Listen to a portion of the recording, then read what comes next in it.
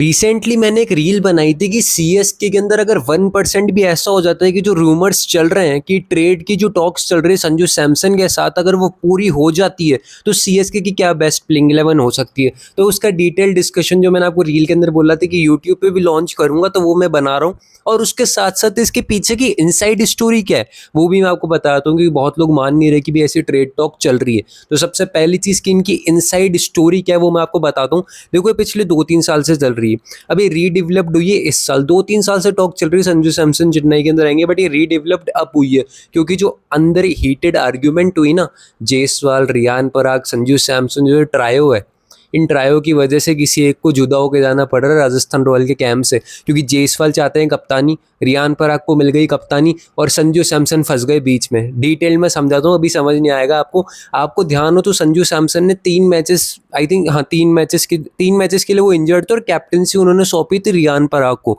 इसके बाद एक ऐसा क्रिकेटर जो कहीं ना कहीं इस डिसीजन से रिग्रेट फील कर रहा था और कहीं ना कहीं थोड़ा जेलस फील कर रहा था कि वो नहीं चाहते थे कि ये हो, वो क्रिकेटर थे यशस्वी जायसवाल, क्योंकि उनका मानना था कि 18 करोड़ भी उनको मिले और one of the highest run scorer भी रह चुके हैं राजस्थान के लिए, तो कप्तानी उनको मिलनी चाहिए थी, बट रियान पराग को मिली। तो थोड़े कॉन्फ्लिक्ट अराइज हुए मैनेजमेंट के अंदर। जो परफॉर्मेंस मुंबई की पिछले साल आई थी हार्दिक पांड्या के लिए, जब वो अंदर कॉन्फ्लिक्ट हुए, वैसे ही राजस्थान की भी आई है इस बार इस सीजन के अंदर 2025 के अंदर। तो वो कॉन्फ्लिक्ट अराउज होने के कारण परफॉर्मेंस नहीं निकल के आ रही थी और ये टॉक्स चलने लग गई थी संजू सैमसन के नहीं खेलने के बाद से। मतलब 3 मैचेस उन्होंने नहीं खेले जब ये बातचीत चल रही थी कि भाई जायसवाल को चाहिए कप्तानी, क्योंकि जायसवाल ये डिमांड कर रहे हैं कि अगर मुझे कैप्टेंसी नहीं मिली तो मैं छोड़ जाऊंगा। मेरे को केकेआर से ऑफर आ रहा है और केकेआर उनको ऑफर कर रही थी। केकेआर को चाहिए डेफिनेटली अगले साल के लिए नया कप्तान जो उनको एक अच्छा रोल डिफाइन कर सके, एज एन ओपनर भी, as a middle order batter भी, क्योंकि रहाणे आपको कब तक कैप्टनसी सौंप के देखेंगे। ये आपने शॉर्ट टर्म गोल दिया था रहाणे को कैप्टन बनाना, आपको लॉन्ग टर्म विजन सोचना है। तो केकेआर डेफिनेटली जायसवाल की तरफ था कि अगर जायसवाल को वो डिमांड्स नहीं मिलती राजस्थान की तरफ से तो वो छोड़ के केकेआर में आ सकते हैं। बट राजस्थान अब इस मझधार के अंदर कि वो ये सोच रही है कि संजू को हटा दिया जाए, जायसवाल को कप्तानी दी जाए। रियान पराग का भी कोई सर्टेन नहीं कि वो रहेंगे नहीं रहेंगे उसके अंदर, वो मुझे नहीं पता, बट रिपोर्ट ये निकल कह रही है कि संजू सैमसन को अप्रोच कर रही है सीएसके एंड केकेआर को चाहिए एक कैप्टन, विकेट कीपर भी चाहिए, मिडिल ऑर्डर बैटर, ओपनर भी चाहिए, एक इंडियन वो प्लेयर चाहिए जो भाई अपनी टीम को लॉन्ग टर्म के लिए जस्टिफाई कर सके आईपीएल के अंदर। और सीएसके को चाहिए एमएस का ऑल्टरनेटिव, एमएस का आप कह सकते हो सब्सटीट्यूट, क्योंकि एमएस धोनी कब तक खेलेंगे, तो उनको स्टिल एक ऐसा ब्रांड चाहिए। Sanju Samson is not a big brand, but still अगर संजू सैमसन आते हैं ना चेन्नई के अंदर तो थोड़ी सी ब्रांड वैल्यू भी वो लेके आएंगे, एक विकेट कीपिंग ऑप्शन लेके आएंगे और एक एक्सपीरियंस प्लेयर लेके आएंगे जो सीएसके हमेशा पसंद करती है। और सीएसके बहुत चाहती है संजू सैमसन को, 2-3 साल से टॉक्स चल रही थी ट्रेड की, बट हमेशा राजस्थान मना कर रहा था। बट इस बार कहीं ना कहीं चीज़ें होती हुई दिख रही, क्योंकि जायसवाल की डिमांड नहीं मानी तो जायसवाल छूट जाएंगे, और अगर जायसवाल की डिमांड मान ली तो संजू सैमसन छूट जाएंगे, क्योंकि संजू सैमसन उस मझदार में है कि उनकी कप्तानी तो वैसे भी जारी है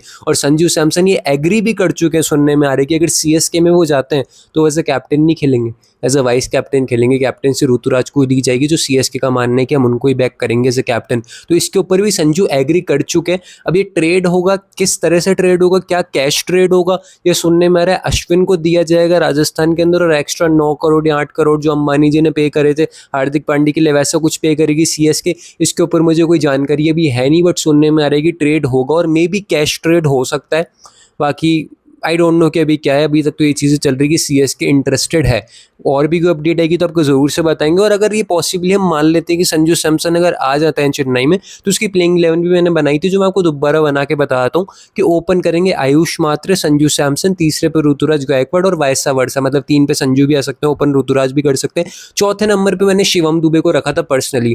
अब लोग मुझे कॉमेंट कर रहे थे भाई उर्विल पटेल कहाँ गया, यार उर्विल पटेल को मैंने रखा है इम्पैक्ट प्लेयर के अंदर और एज एन बैकअप, क्योंकि शिवम दुबे की परफॉर्मेंस आपने इस साल जो देखी है ना, वो आपने ऐसे देखी होगी कि यार परफॉर्मेंस नहीं निकल के रही, वो इस वजह से नहीं आ रही थी क्योंकि उनको 5-6-7 पे भेज रहे थे, उनको फिनिशिंग के रोल पे भेज रहे थे।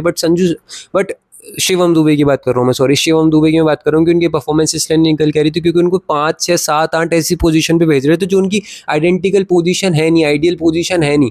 तो उनको भेजना चाहिए नंबर 4 या 5 पे, उससे नीचे नहीं, और वो फिर आपको स्मैश करके देंगे स्पिनर्स के अगेंस्ट। तो चौथे पे संजू सैमसन, 5वें पे डेवॉल्ट ब्रेविस, 6th पे चाहिए आपको एक ऑलराउंडर जो आपको सस्ता, सुंदर टिकाऊ ओवरसीज ऑलराउंडर मिल जाए, may be Roman Powell, may be Glenn Maxwell. Cameron green थोड़े महंगे जाएंगे इसलिए मैं उनका नाम लिया नहीं। तो रोमन पोवेल, ग्लेन मैक्सवेल और लियाम लिविंगस्टन, ऐसे 2-3 मतलब ओवरसीज आप ऑलराउंडर देख सकते हो जो आपको मिल सकते हैं। तो वो हो जाएंगे 6th पे। फिर आप क्या जाएंगे, रविंद्र जडेजा। फिर अगर एमएस खेलते तो एमएस आएंगे 8th पे, नहीं तो फिर कोई और आएगा इंडियन के अंदर, मे बी उर्विल पटेल आ जाए उस फिनिशिंग रोल के अंदर। और फिर आपके बॉलर्स होंगे खलील अहमद, अंशुल कंबोज, नूर और मथीसा पथिराना, नेथन एलिस भी आपके पास है। और वो जो ओवरसीज, वो मैंने आपको जो स्लॉट छोड़ा था ना कि 6 पे आपको एक चाहिए ओवरसीज ऑलराउंडर, तो may be Jamie Overton, Sam Curran के साथ भी कंटिन्यू कर सकता है अगर उन्हें ऑक्शन के अंदर कोई नहीं मिलता तो ये कहीं ना कहीं मुझे लग रहा है एक आइडियल प्लेइंग 11 होगी अगले साल के रोड मैप के लिए। बहुत अच्छी प्लेइंग 11 लग रही है, बहुत डिसेंट प्लेइंग 11 लग रही है। आपका क्या ओपिनियन है मुझे कमेंट करके ज़रूर से बताना है कि अगर ये ट्रेड सक्सेसफुल हो जाता है संजू सैमसन का, तो सीएसके को कितना बड़ा बूस्ट मिलेगा। बहुत बहुत शुक्रिया वीडियो को देखने के लिए।